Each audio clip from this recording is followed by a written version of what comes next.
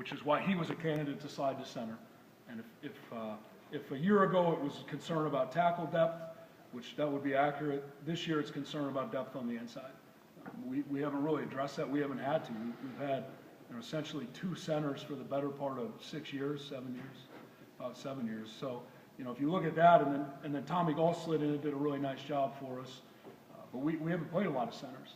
So all of a sudden now we're looking at the first offseason where we don't necessarily have a guy there with a lot of experience. So you take a guy who's a natural football player like Sean, which is why he slid to tackle, why he's done some things for us.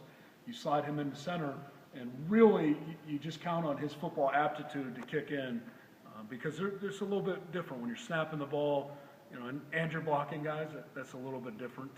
But he's adjusted nicely. There's some things that he still needs to work on. He's going to have to continue to work on those things. But I'm pleased with his progress this far. And if he can continue that progress, I think he's got a chance to be a pretty good one. When you say natural football player, what do you mean? I mean, things happen very naturally for Sean Welsh. That is not a good answer to that question. When you coach a player, there's certain players that are more instinctive than other players, if that makes sense. It's easy to see in a linebacker because linebackers come downhill and they hit the ball carrier, right? Or they don't. And if they don't, then they're not very instinctive. It's harder to see in an offensive lineman because blocking people is not necessarily a natural act. Run blocking is more inherently natural. You're really just asking guys to come off the ball and hit people, which if guys are football players, they're generally pretty willing to do that. Mm-hmm. Pass blocking is much more difficult because it goes against every natural instinct. There's nothing natural about pass protection.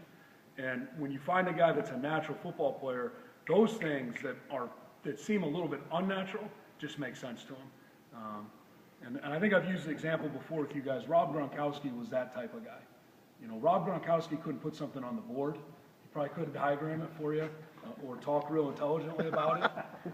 All due respect to Rob, he is a bright guy. But football-wise, he wasn't going to be able to explain to you the difference between cover 2 man and cover 2. But he would find the hole in the coverage and he would get open. And you may say, well, what kind of leverage was this? How did they play you? And he'd just look at you. And you'd say, well, that was good. Do that again. And so it was natural for him. That's all I mean with Sean.